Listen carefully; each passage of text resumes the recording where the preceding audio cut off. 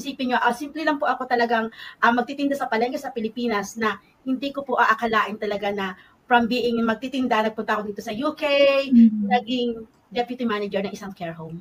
Talaga po. Ang ngayon ay isa po akong CEO of my own company, of my own business.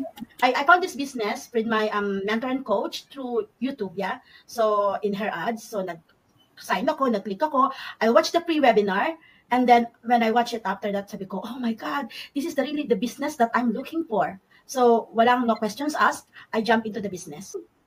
Nakita ko yung friend ko na nandito din sa business. Oh my God.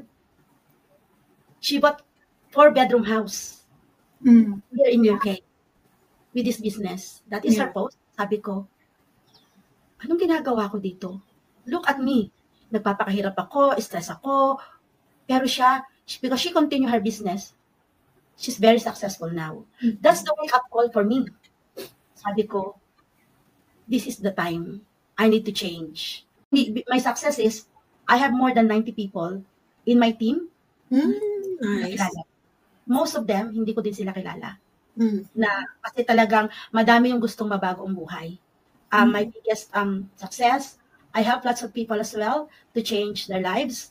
I'm helping them, I'm giving them my time